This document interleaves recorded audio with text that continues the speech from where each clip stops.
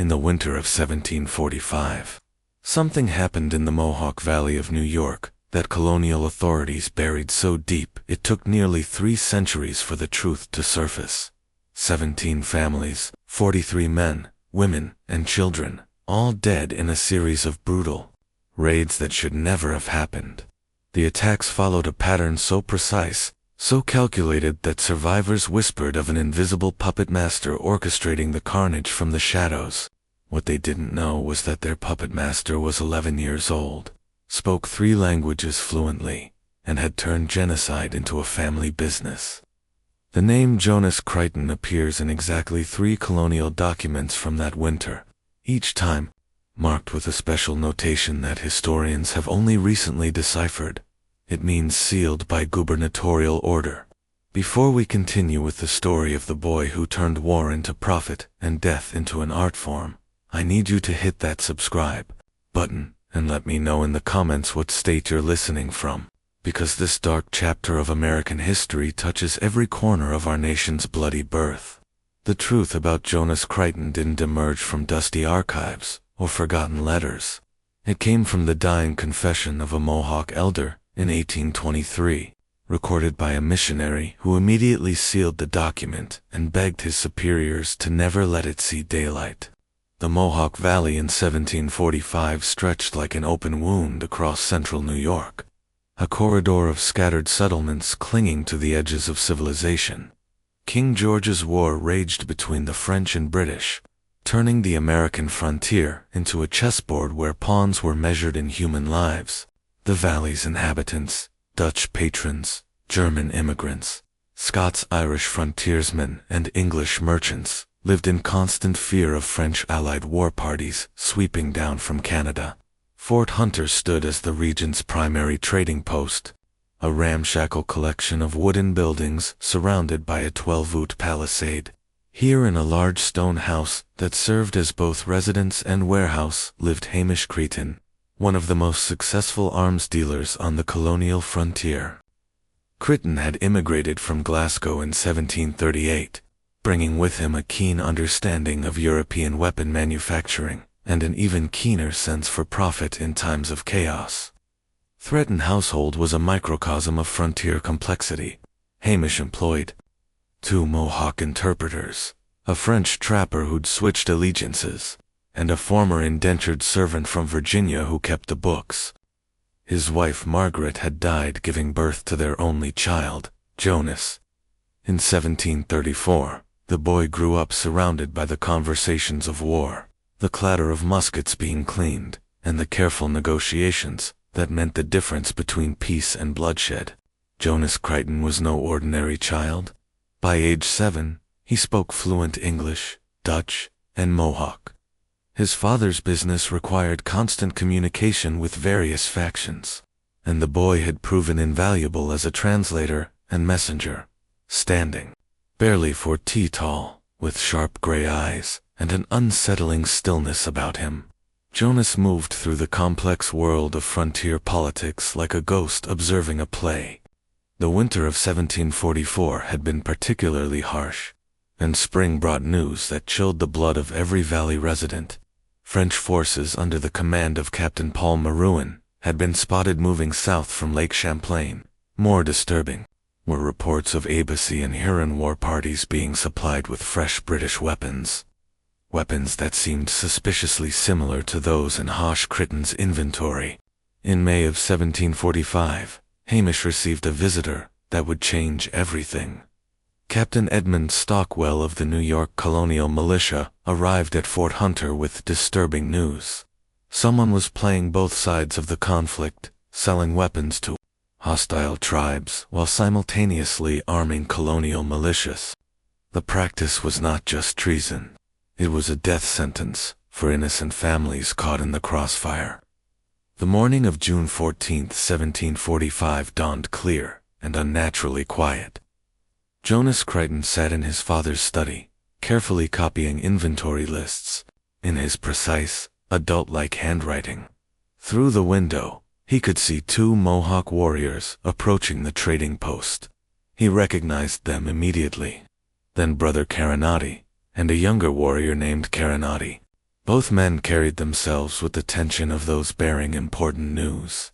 Hamish was inspecting a shipment of muskets that had arrived from Albany the previous day.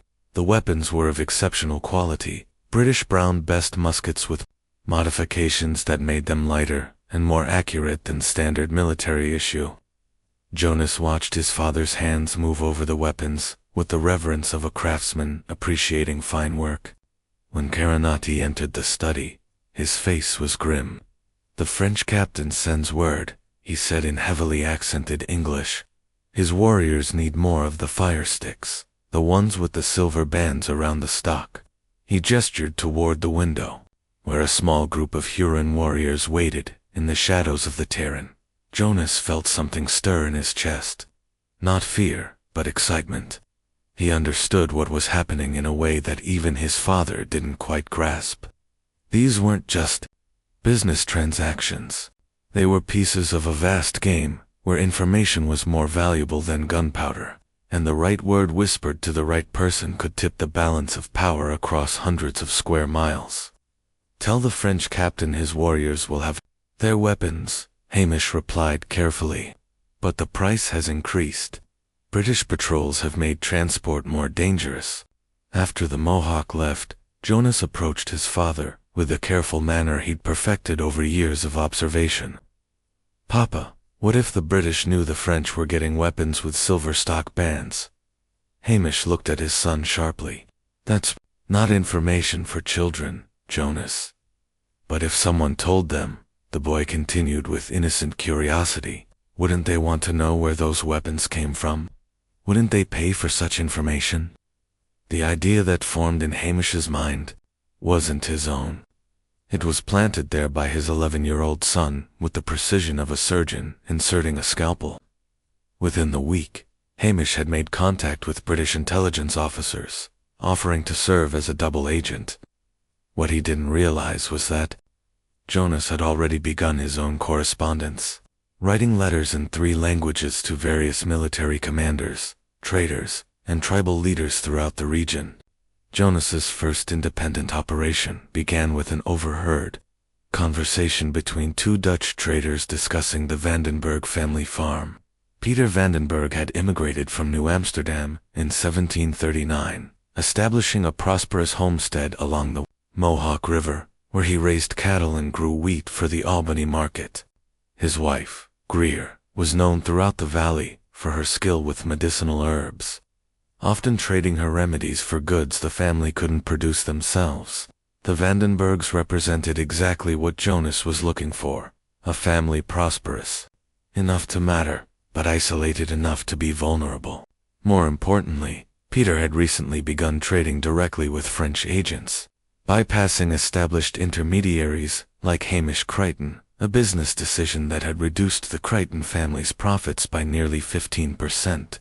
On June 28th, Jonas visited the Vandenberg farm under the pretense of delivering a message from his father about medicine for a fictional sick trader. While Greacher prepared a packet of willow bark tea, Jonas engaged Peter in conversation about recent French activity in the region. The boy's questions seemed innocent, a child's natural curiosity about the exciting world of adult business. "The French captain who buys Papa's muskets," Jonas said with wide-eyed interest. "He told Papa that some farmers are helping French soldiers hide from British patrols. Papa says that's very dangerous for those families if the British find out." Peter's face tightened with concern. "What farmers did the captain mention names?" "I wasn't supposed to hear," Jonas replied with perfect, childlike guilt. "But I think he said something about Dutch families near the river. Papa got very angry and told him that would bring trouble to innocent people." The seed was planted with surgical precision. Jonas had given Peter Vandenberg just enough information to create fear without providing specific details that could be verified. The implication was clear. French agents were involving local families in military operations without their knowledge or consent, and British authorities were becoming suspicious of Dutch settlers' loyalties. 3 days later, Peter Vandenberg appeared at Fort Hunter demanding to speak with British representatives about his family's loyalty to the Crown. The meeting, arranged through Creighton's contacts, put the Vandenbergs on British intelligence lists as a family worth monitoring, exactly where Jonas wanted them. The boys' next move demonstrated a sophistication that would have impressed professional spies. Through his network of tribal contacts, Jonas learned that a small Huron war party was planning to raid isolated farms along the Mohawk River, targeting families believed to be cooperating with British forces. The raids were intended as warnings rather than massacres, quick strikes designed to discourage colonial cooperation with British military operations. Jonas saw an opportunity to turn a warning into a tragedy. On July 8th, he visited the Huron camp with information he claimed to have overheard from British scouts. The Vandenberg farm, he told the war party leader and fluent Mohawk, was being used as a meeting place for British officers and colonial militia commanders. The family was actively providing intelligence about French and tribal movements. Information that had already led to the capture of 2 French scouts and the deaths of 3 Huron warriors. The information was carefully crafted to transform the planned warning raid into a revenge killing. Jonas provided specific details about the farm's layout, the family's daily routines, and the weapons they supposedly kept for British visitors. Most importantly, he told the war party that British officers would be meeting at the farm on July 12th, a fabrication that would guarantee maximum violence when no officers appeared. Simultaneously, Jonas was working the British angle with equal precision. Through his father's intelligence contacts, he passed along information about increased Huron activity near Dutch settlements. The intelligence suggested that French agents were pressuring Dutch families to provide support for upcoming military operations, using threats against their property and livestock to ensure cooperation. The boys' masterstroke was a forged letter, supposedly intercepted from French agents, that specifically mentioned the Vandenberg farm as a staging area for operations against British positions. The letter, written in Jonas's careful hand using French phrases he'd learned from traders, provided just enough authentic detail to pass casual inspection while containing enough suspicious elements to justify immediate British intervention. On the morning of July 12th, a British patrol led by Sergeant Timothy Willett approached the Vandenberg farm to investigate reports of French collaboration. At almost the same moment, 12 Huron warriors were surrounding the property, preparing to attack what they believed to be a gathering of British officers and their Dutch collaborators. The massacre that followed lasted less than an hour.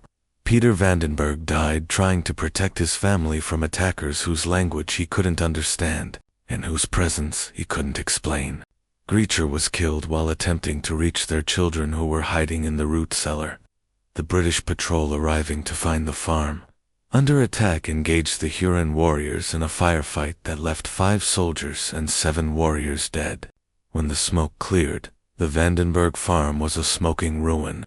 An entire family had been destroyed, along with nearly a dozen soldiers and warriors, all because an 11-year-old boy had whispered the right lies to the right people at precisely the right time. Jonas observed the aftermath of the Vandenberg massacre with the detached fascination of a scientist studying experimental results. The boy had learned valuable lessons about timing, information flow, and the psychological triggers that could transform routine military operations into blood. The most important discovery was that people's existing fears and suspicions made them eager to believe information that confirmed their worst expectations. Peter Vandenberg had been worried about French involvement with Dutch settlers, so he'd readily accepted Jonas's implications about his neighbor's loyalties. The Huron war party had been angry about British cooperation with colonial families, making them receptive to stories about Dutch collaboration. British officers had been concerned about French infiltration of Dutch settlements, causing them to treat Jonas's forged letter as credible intelligence. Each group had heard exactly what they expected to hear, and their predictable reactions had created a perfect storm of violence that served Jonas's ultimate goal: maximizing demand for his father's weapons while eliminating business competition. in the week following the Vandenberg massacre. Hamish Creighton sold 37 muskets to local Dutch families, terrified of Indian attacks. 24 pistols to British officers concerned about settler loyalty, and a substantial quantity of gunpowder to French agents seeking to arm their tribal allies for revenge operations. The destruction of one family had generated enough fear and suspicion to fuel weapon sales across 3 different factions. Jonas recorded these transactions in his private journal with the same meticulous attention he gave to his father's official inventory lists. But the boy's records included additional details that would have horrified anyone who discovered them. Precise calculations of the relationship between casualties and profits. Detailed observations about the psychological vulnerabilities of different ethnic and military groups. And careful notes about the optimal timing for introducing false intelligence into complex political situations. By mid-July, Jonas Kryton had transformed from an unusually intelligent child into something far more dangerous. A master manipulator who understood that information could be more deadly than gunpowder, and that the right lie told to the right person could kill more effectively than any weapon his father's shop could provide. By late June, Jonas Kryton had become the invisible center of a communication network that stretched from the Hudson River to Lake Ontario. Using his father's established connections and his own remarkable linguistic abilities, the boy began orchestrating a series of misunderstandings that would escalate minor skirmishes into full-scale atrocities. His method was elegantly simple: selective information sharing. When British scouts reported French troop movements, Jonas would ensure that certain details were omitted or exaggerated in the reports that reached colonial commanders. When Mohawk war parties planned raids on isolated farmsteads, Jonas would provide just enough warning to some settlements while ensuring others remained completely unaware of approaching danger. The first test came on July 2nd. Jonas learned from a Huron messenger that a small war party planned to attack the Henderson farm, an isolated homestead 15 miles north of Fort Hunter. The family consisted of Thomas Henderson, his wife Sarah, and their 3 young children. They were vulnerable, defenseless, and most importantly from Jonas's perspective, their deaths would generate enough outrage to justify a massive increase in weapon sales to local militias. But Jonas's plan was more sophisticated than simple murder. 3 days before the planned attack, he sent word to Thomas Henderson through a Dutch trader, warning him that French agents had been spotted in the area and suggesting that the family might want to visit relatives in Albany for a few weeks. The message was carefully crafted to sound like friendly advice rather than a specific warning. Henderson, a proud Scots-Irish farmer who'd fought in previous conflicts, responded exactly as Jonas had calculated. Rather than flee, he sent word to neighboring farms, organizing a small defensive force. By the night of July 5th, 12 armed men had gathered at the Henderson farm, turning what should have been a simple raid into a potential massacre. Jonas's next move revealed the full depth of his calculation. On the morning of the attack, he visited the Huron camp and spoke with the war party leader in fluent Mohawk, passing along information he claimed to have overheard from British scouts. The farm, he told them, was defended by only old men and boys. Colonial militia had been withdrawn to defend Albany from a French advance. The weapons they'd purchased from his father, Jonas assured them, would make quick work of any resistance. The battle at Henderson Farm lasted 3 hours. When it ended, 7 colonists lay dead, including Thomas Henderson and 2 of his children. 5 Huron warriors had also been killed, including the war party leader who'd trusted a child's intelligence. The survivors on both sides retreated with stories of treachery and superior enemy preparation that made no logical sense.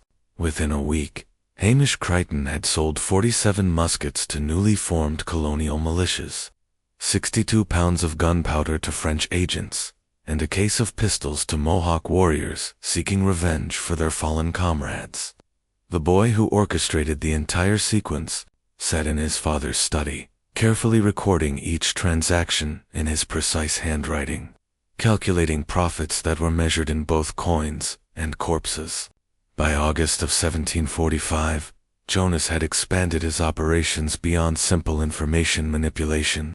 The boy had recognized that his father's trading post was just one node in a vast commercial network that stretched from Montreal to Albany, connecting French agents, British officials, tribal representatives, and independent merchants in a web of relationships that could be exploited for maximum profit. Through careful observation and strategic conversations, Jonas mapped this network with the precision of a military crasher.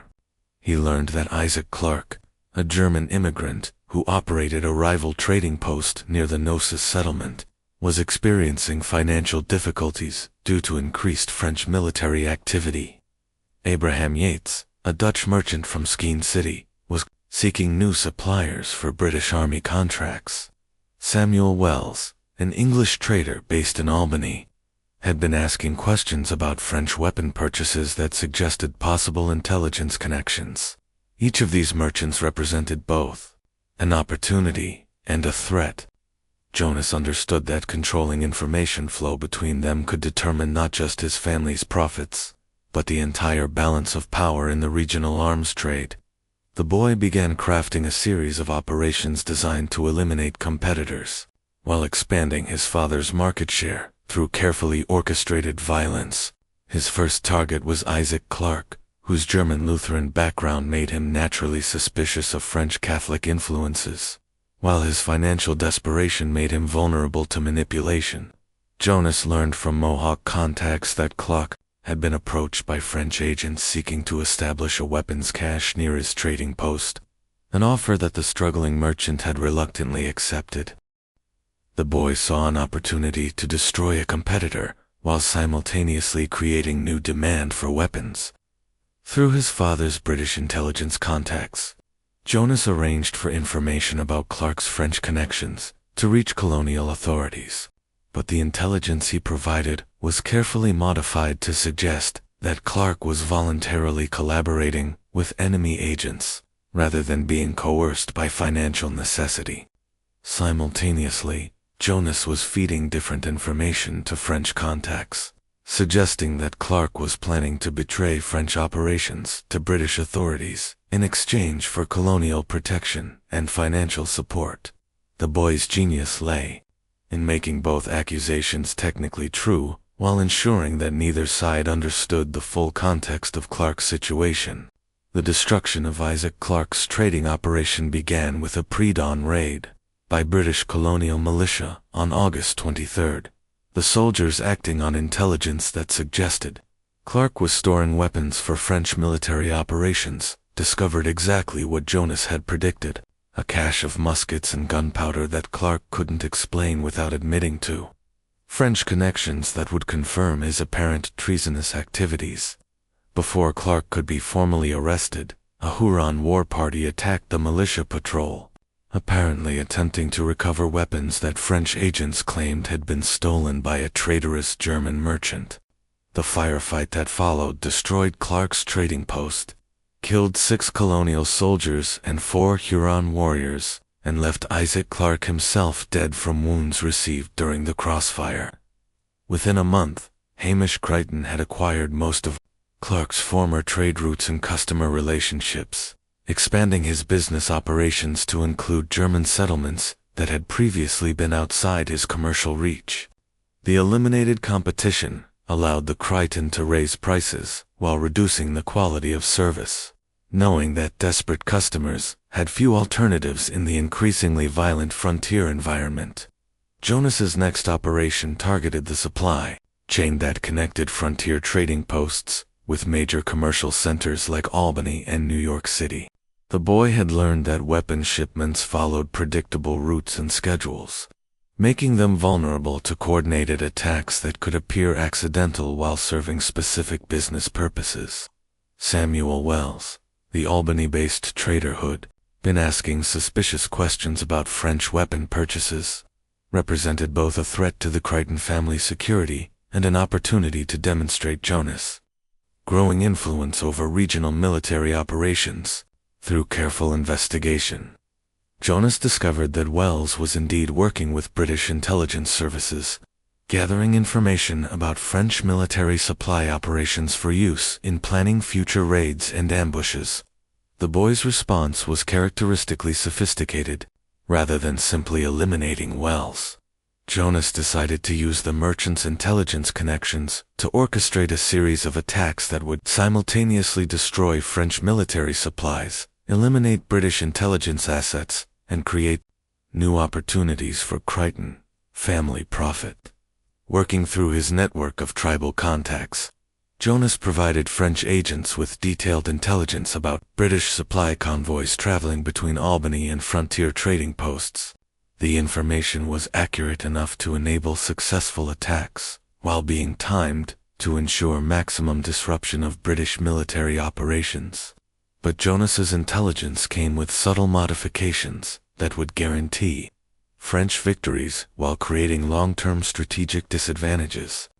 The boy told French commanders that British convoys were lightly defended and carrying primarily commercial goods rather than military supplies. This intelligence encouraged aggressive attacks that would capture valuable weapons and ammunition. What Jonas didn't mention was that these particular convoys were being used to transport Samuel Wells and other British intelligence operatives to frontier meetings with Colonial agents. The ambush of the September 14th convoy achieved exactly what Jonas had planned. French forces expecting to capture a lightly defended commercial shipment instead found themselves attacking a military escort protecting British intelligence personnel. The resulting battle lasted for hours and ended with the destruction of both the convoy and most of the French raiding party. Samuel Wells died in the fighting, along with 2 other British agents whose intelligence operations had posed potential threats to Jonas's activities. But the French forces also suffered casualties that significantly reduced their capacity for future military operations in the region. Most importantly, from Jonas's perspective, the attack created immediate demand for replacement weapons and supplies from both British and French sources. The boy's most ambitious operation during this period involved manipulating the delicate relationship between British colonial authorities and their Oneida allies. The Oneida had remained generally loyal to British interests throughout the escalating conflict, providing scouts and warriors for operations against French positions while resisting French attempts to recruit them for anti-British campaigns. Jonas recognized that this loyalty represented both a strategic asset for British forces and a potential vulnerability that could be exploited for maximum profit. If the Oneida could be convinced that British authorities were planning to betray their alliance, their reaction would create immediate opportunities for French military advances, while generating massive demand for weapons from panicked colonial settlements.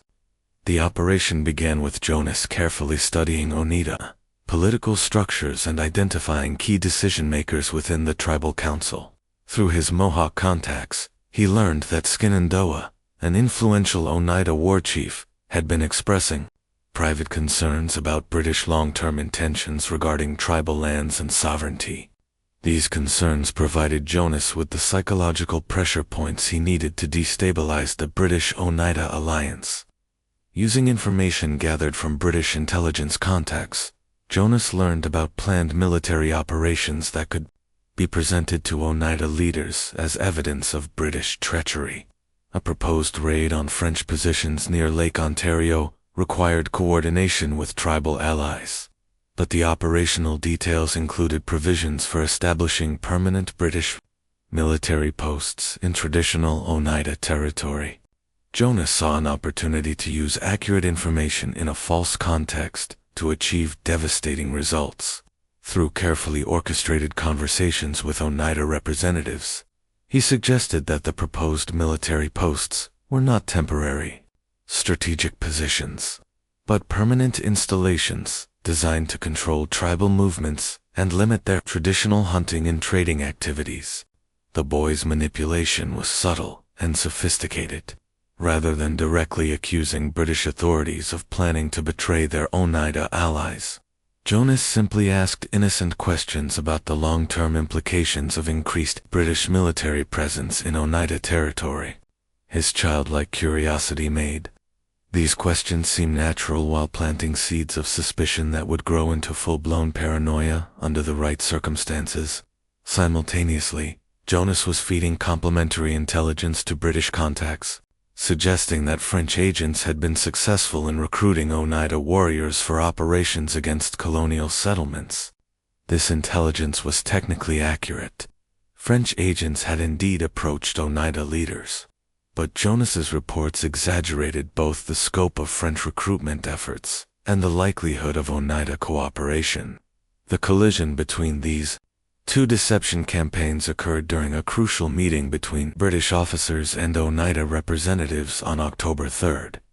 Captain Edmund Stockwell, acting on Jonas's intelligence about French recruitment, approached the meeting with suspicion and demands for stronger demonstrations of Oneida loyalty. Shenandoah, influenced by Jonas's suggestions about British territorial ambitions, interpreted Stockwell's demands as confirmation of planned betrayal. The breakdown of British Oneida negotiations had immediate military consequences. Oneida warriors, who had been scheduled to participate in British operations against French positions instead, remained neutral, leaving colonial forces dangerously exposed during subsequent campaigns. More seriously, the diplomatic crisis encouraged French agents to intensify their recruitment efforts among other tribal groups, creating new threats that British forces were unprepared to handle. Jonas observed these developments with satisfaction that bordered on scientific fascination. The boy had successfully manipulated two separate political entities into mutual suspicion and hostility, using nothing more than carefully timed questions and selectively shared information.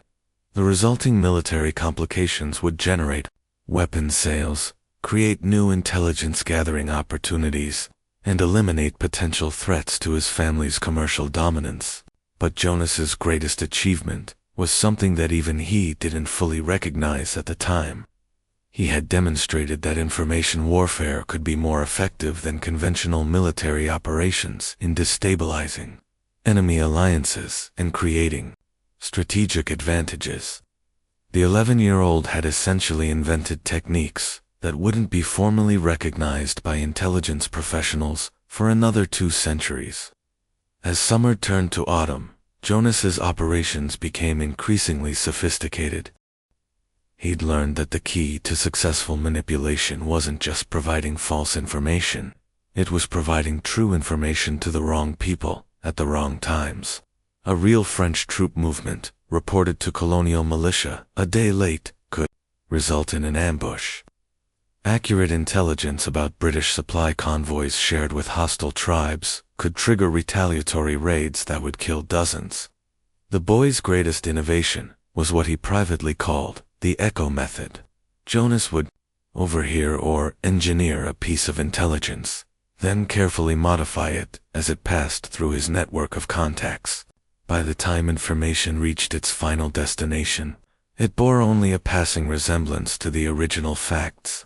But each modification served Jonas's ultimate goal, maximizing conflict and therefore weapon sales. On September 18th, Jonas learned that Captain Stockwell was planning a major offensive against French positions near Lake George.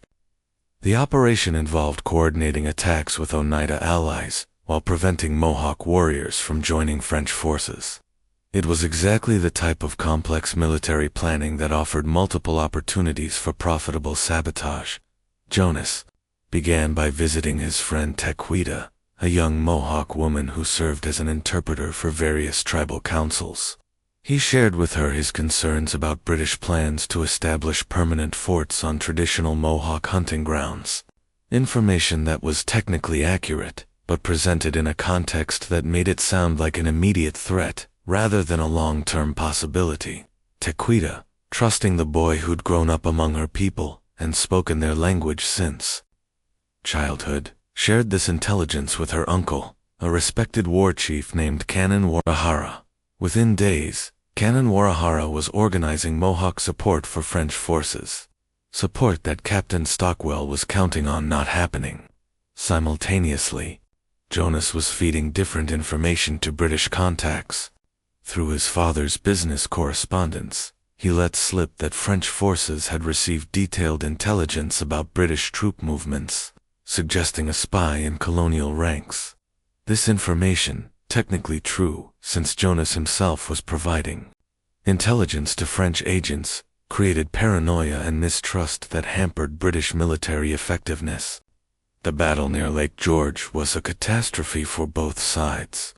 British forces expecting Oneida support that never materialized and facing unexpected Mohawk resistance lost 37 men in a day-long fight that accomplished nothing.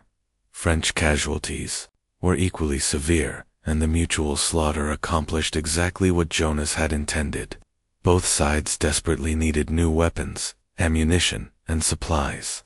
In the week following the Lake George disaster, Creighton processed the largest weapon orders of his career.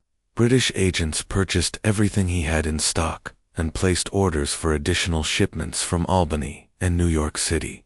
French representatives operating through Huron intermediaries bought gunpowder, shot, and maintenance supplies. Various tribal factions acquired pistols, knives, and specialized ammunition for different types of warfare. Jonas watched the transactions with satisfaction that bordered on scientific fascination. He'd created a perfect system. Conflict generated demand. Demand generated profit, and profit provided the resources to create more conflict.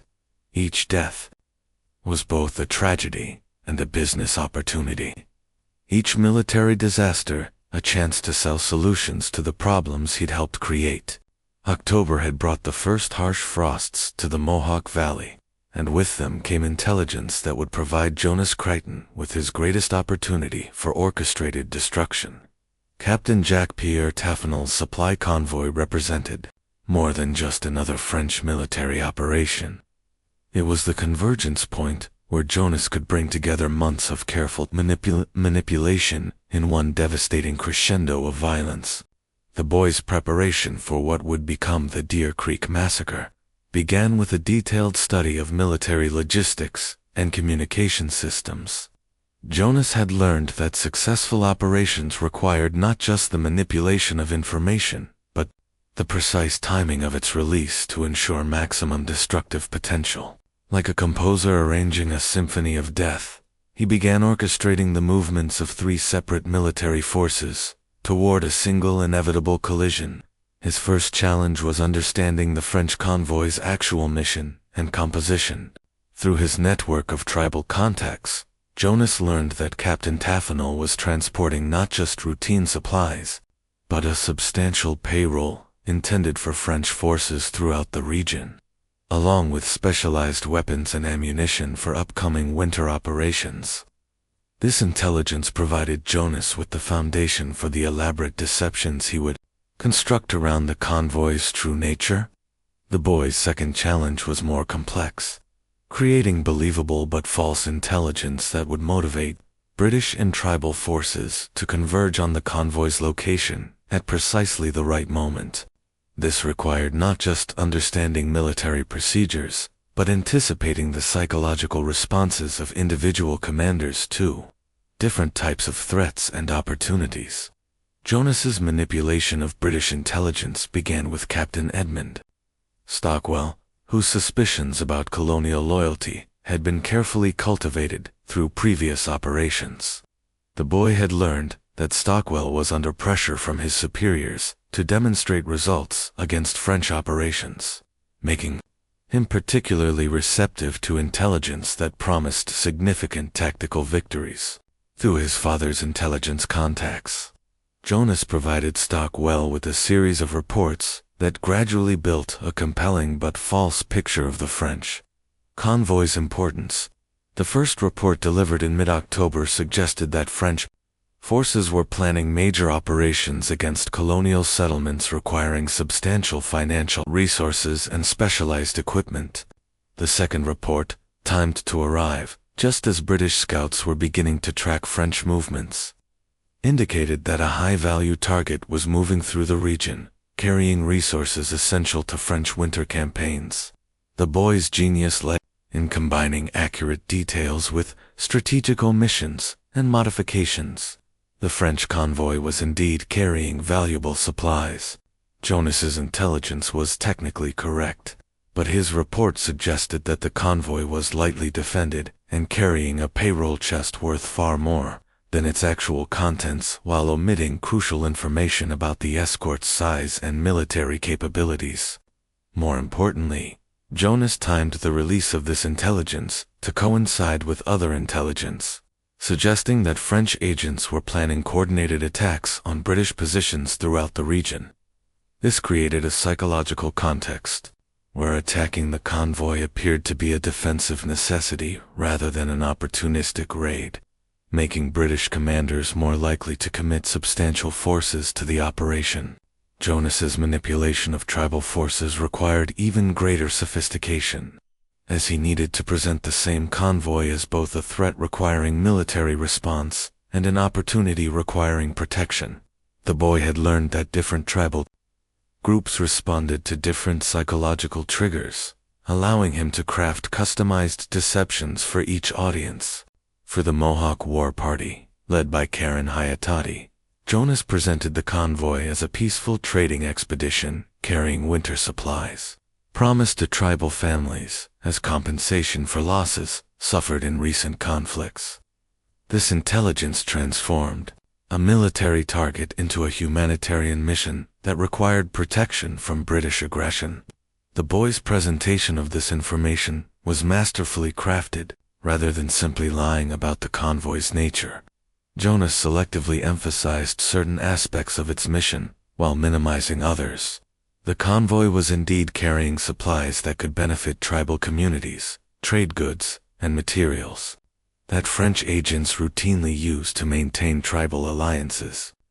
Jonas simply exaggerated the humanitarian aspects, while minimizing the military components. More deviously, Jonas provided Mohawk leaders with intelligence about British plans to attack peaceful trading expeditions. Intelligence that was technically accurate but presented without the context that would explain British motivations. Colonial forces were indeed planning to intercept French convoys, but their target was military supplies rather than humanitarian aid. For other tribal groups, Jonas crafted different versions of the same basic deception. Huron warriors learned that British forces were planning to steal French gifts intended for tribal families. Abasi scouts were told that colonial militia were preparing to attack neutral trading parties as part of a broader campaign against tribal sovereignty. Each group received intelligence that appealed to their specific concerns and grievances while being carefully timed to ensure that their responses would converge on the convoy's location at precisely the moment when maximum conflict was inevitable. Jonas's most sophisticated manipulation involved the French convoy itself. The boy recognized that Captain Taffanel's decisions about routes, timing, and defensive preparations could determine whether the planned convergence resulted in a minor skirmish or a major disaster. By providing French commanders with carefully crafted intelligence about British and tribal movements, Jonas could influence these decisions in ways that would maximize casualties on all sides. Through Henri Dubois, the French trader who served as Jonas's primary contact with French military operations, the boy provided Captain Taffanel with intelligence about British troop movements that was accurate enough to be credible while being timed to encourage tactically disastrous decisions. Jonas reported that large British forces were moving toward French positions near Lake George, creating pressure for rapid completion of the convoy's mission. This intelligence encouraged Taffanel to accelerate his schedule and reduce the size of his escort, believing that British attention was focused elsewhere. Simultaneously, Jonas provided French commanders with intelligence about tribal movements that suggested strong native support for French operations in the region. This intelligence encouraged Taffanel to expect friendly reception from tribal forces he might encounter, while being unaware that some of these same forces had been convinced that his convoy posed a threat to their communities. The boy's manipulation of French intelligence was particularly cruel because it exploited Captain Tappanel's genuine concern for his men's safety by suggesting that the greatest threats lay in directions away from the convoy's actual route. Jonas encouraged tactical decisions that would place French forces in maximum danger while believing they were taking prudent defensive measures. By November 20th, Jonas had successfully manipulated 3 separate military forces into believing that their converging movements were necessary responses to legitimate threats and opportunities. British forces under Lieutenant Colonel William Johnson were preparing to attack what they believed was a lightly defended but high-value French target. Mohawk warriors led by Karen Hoktadi were mobilizing to protect what they understood to be a peaceful trading expedition carrying supplies for their families. Captain Tappanel's convoy was proceeding along a route that would bring them to Deer Creek at precisely the moment when these conflicting objectives would create inevitable violence. The boy spent the final days before the massacre in a state of heightened anticipation that he would later describe as the most exhilarating experience of his young life. Jonas had created a situation where experienced military commanders and veteran warriors would destroy each other through their own tactical competence. Each group's success in achieving their perceived objectives guaranteed to result in catastrophic failure for everyone involved. On the evening of November 22nd, Jonas made his final preparations for observing the results of months of careful manipulation. The boy positioned himself at a location overlooking Deer Creek, where he could witness the convergence of forces he had orchestrated while remaining safely distant from the violence that would follow. As he watched the first French scouts establish their positions along the creek, Jonas felt a sense of godlike satisfaction that would remain unmatched throughout his brief but bloody career. Tomorrow would bring the culmination of his greatest achievement, proof that an 11-year-old boy armed with nothing more than carefully chosen words could orchestrate military disasters that would kill dozens of experienced soldiers and warriors. As autumn deepened into winter, Jonas Kryton's appetite for manipulation had grown beyond mere profit. The 11-year-old had discovered something more intoxicating than money: the godlike power to determine who lived and who died with nothing more than carefully placed words. His masterpiece began with intelligence about a French supply convoy traveling south from Montreal. Captain Jacques-Pierre Tappanel was leading 40 soldiers and a baggage train loaded with winter supplies for French forts throughout the region.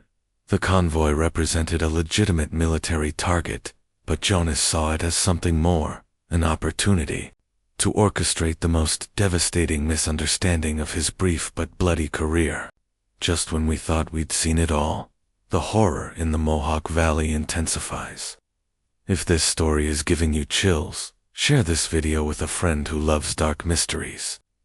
Hit that like button to support our content, and don't forget to subscribe to never miss stories like this. Let's discover together what happens next in the tale of Jonas Kryton. The boy's plan required precise timing and the coordination of multiple military forces.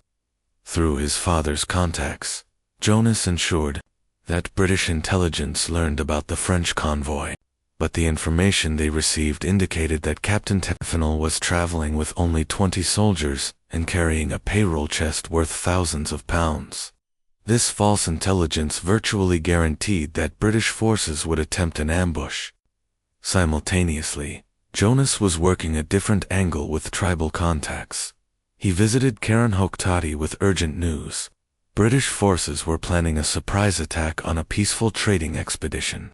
The French convoy, Jonas explained, contained gifts and trade goods intended for Mohawk families as compensation for losses suffered in recent battles.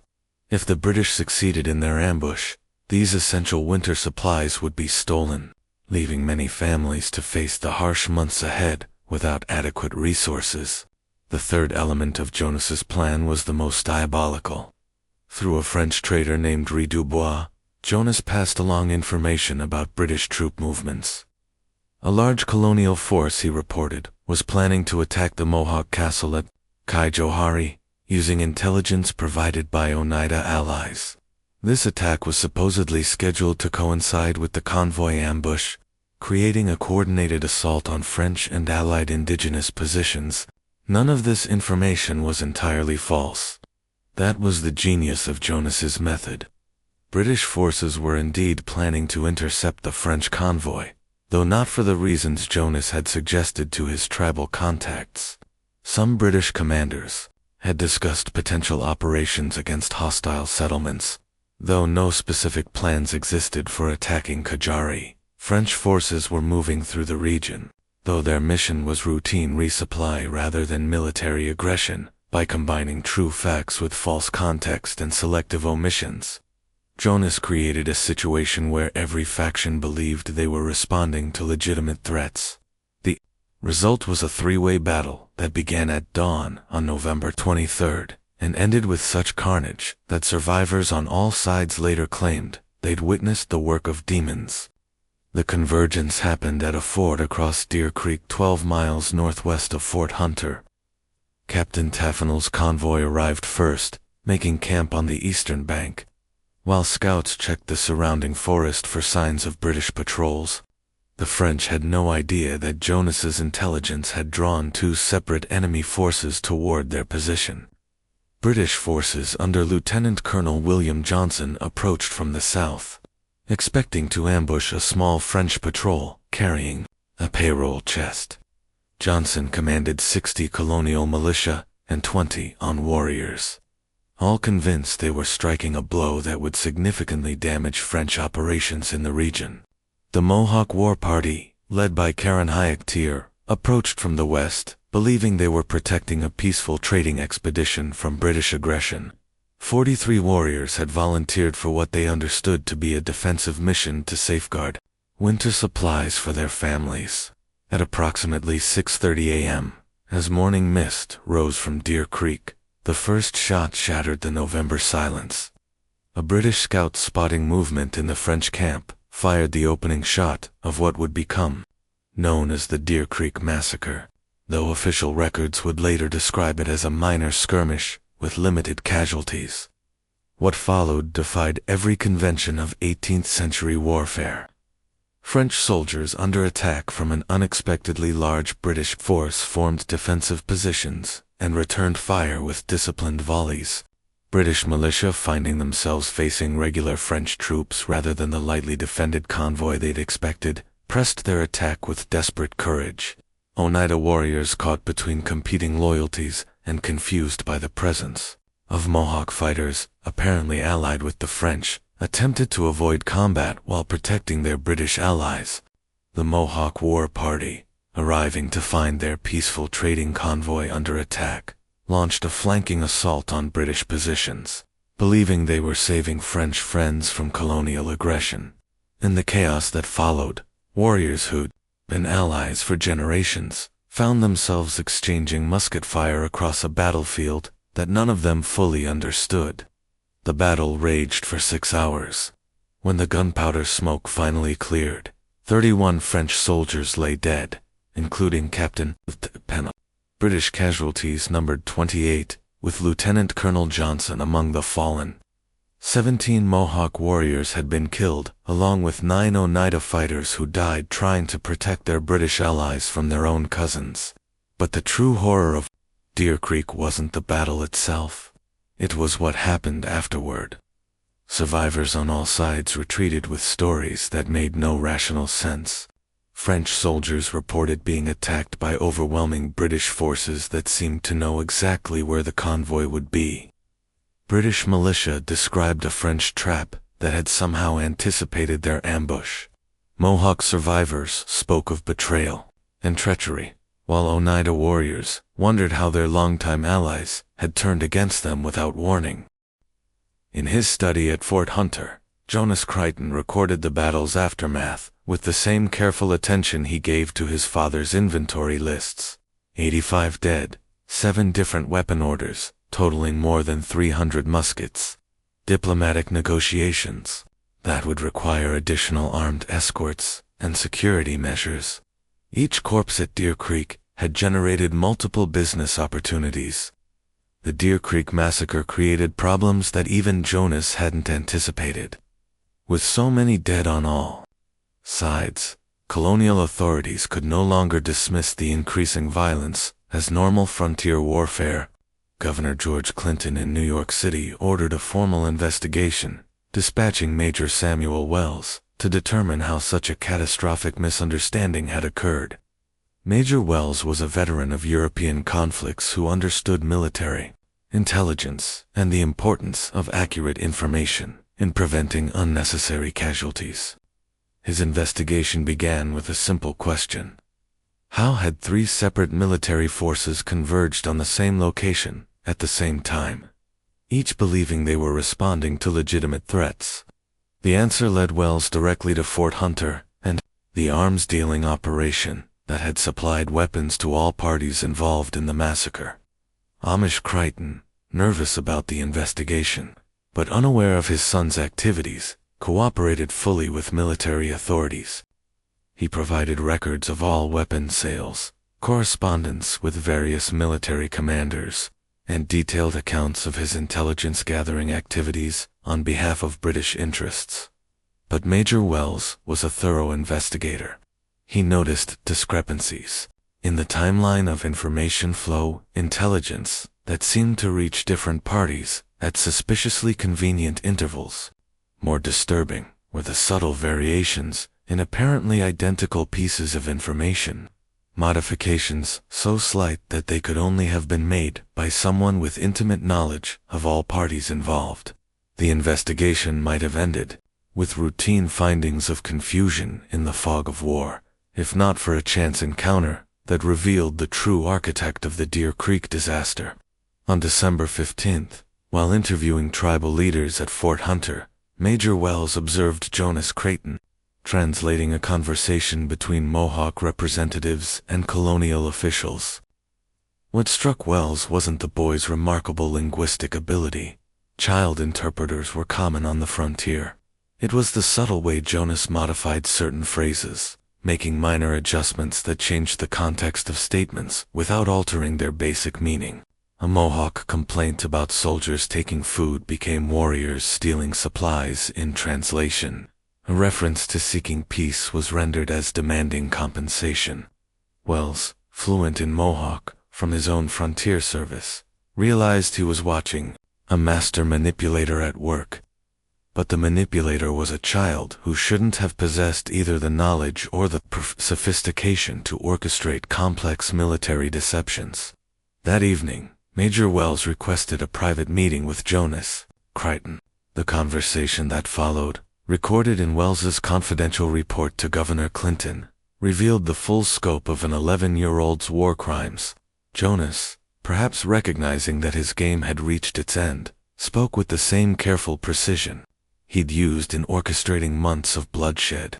He explained his methods matter-of-factly, describing the modification and selective distribution of intelligence as a business strategy rather than mass murder. Information is like gunpowder, Jonas told the major. A little bit in the right place can move mountains. Too much all at once just makes noise. The boy outlined his network of contacts, his techniques for manipulating translations and timing, and his calculations regarding the relationship between conflict intensity and weapon sales. He spoke of dead soldiers and warriors as market indicators, of grieving families as demand generators, and of the Deer Creek massacre as his most successful operation. What horrified Major Wells wasn't just the scope of Jonas's crimes, but the complete absence of remorse in the child's demeanor. Jonas had orchestrated the deaths of more than 80 people over a 6-month period, and he discussed these achievements with the pride of a craftsman, describing fine work. The confession revealed one final devastating detail. Jonas's activities hadn't been motivated by simple greed or even family loyalty. The boy had discovered that he possessed an almost supernatural ability to predict and manipulate human behavior on a massive scale. Each successful manipulation had fed an addiction to power that grew stronger with every death he orchestrated. I wanted to see if I could make them dance. Jonas explained to Major Wells. All of them, the French, the British, the Mohawk, the Oneida. I wanted to see if words could be stronger than armies. Major Wells faced an impossible situation.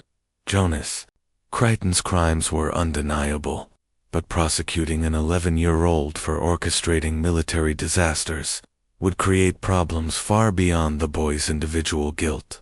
The revelation that a child had manipulated colonial authorities, French military commanders, and tribal leaders into a series of unnecessary battles would shatter confidence in frontier intelligence operations. More importantly, Jonas's confession revealed security vulnerabilities that could be exploited by genuine enemy agents. The boy's methods demonstrated how easily information could be weaponized by someone with the right knowledge and contacts. Publishing details of his techniques would essentially provide a manual for future intelligence operations.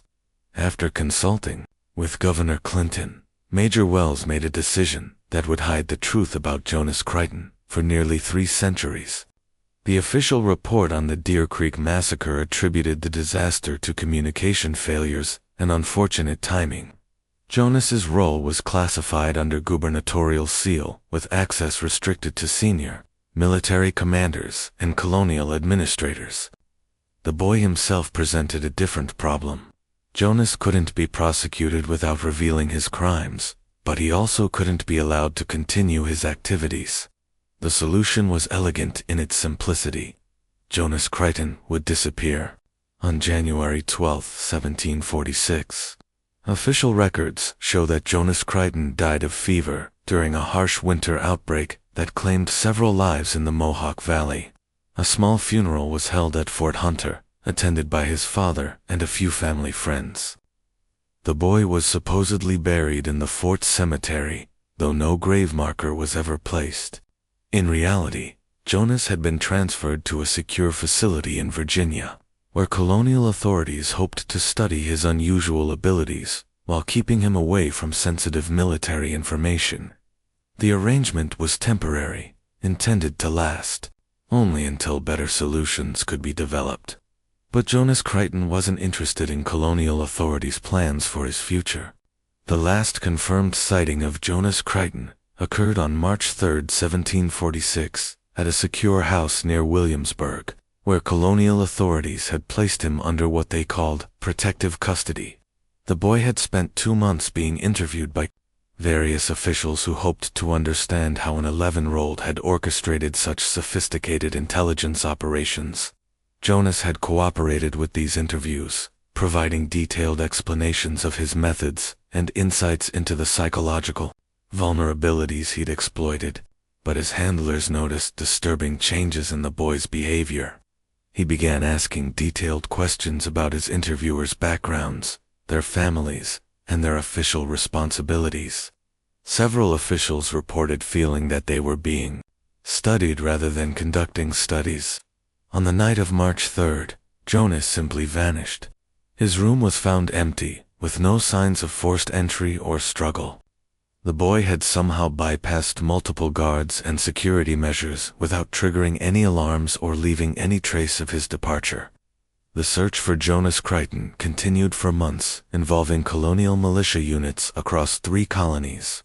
But the boy, who demonstrated an almost supernatural ability to manipulate information networks, had seemingly evaporated into the vast wilderness of 18th century America. Some investigators theorized that Jonas had been killed by French agents seeking revenge for the Deer Creek massacre. Others suggested that Mohawk warriors had finally discovered his role in orchestrating their losses and had taken appropriate action.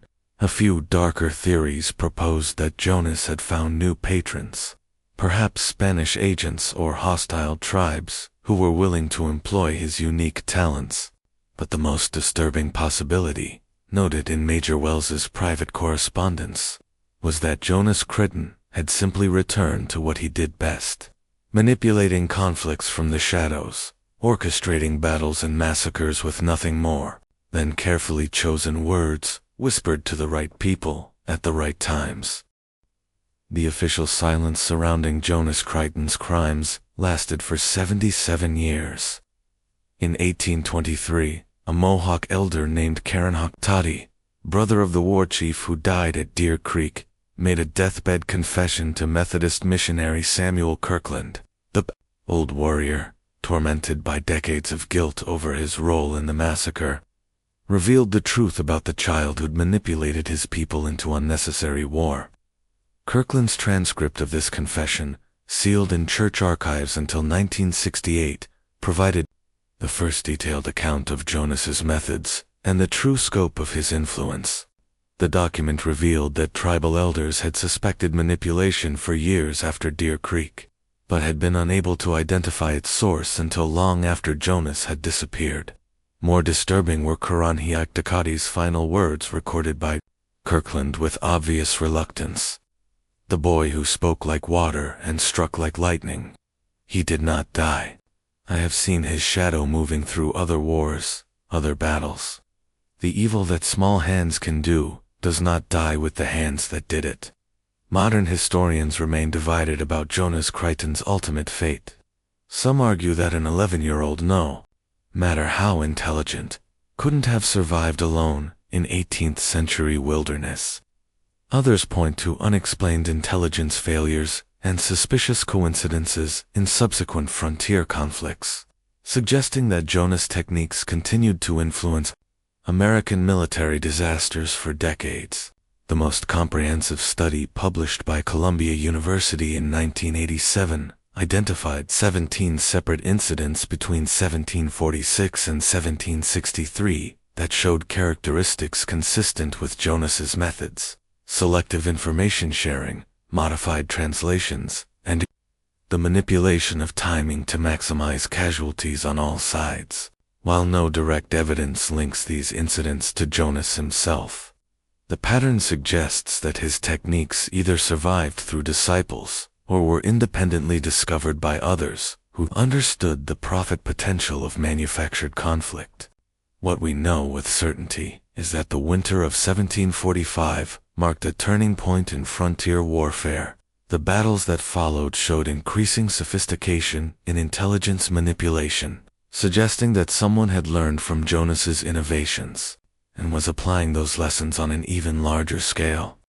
The boy who turned genocide into a business model may have vanished from history, but his legacy lived on in every misunderstanding that turned neighbors into enemies and every coincidence that put enemies in the same place at the same time with just enough misinformation to guarantee bloodshed. This mystery shows us how easily information can be weaponized by those who understand human nature and the mechanics of conflict. Jonas Kryton's story reminds us that the most dangerous enemies are often those we never see coming, especially when they're hiding in plain sight, speaking our language, and claiming to serve our interests. What do you think of this story? Do you believe a child could really orchestrate such sophisticated military manipulations? Leave your comment below and share your theories about what happened to Jonas after he disappeared. If you enjoyed this dark tale from America's bloody frontier and want more horror stories from our nation's hidden history, subscribe, hit the notification bell, and share with someone who loves historical mysteries. See you in the next video, where we'll explore another terrifying truth that official records tried to bury forever.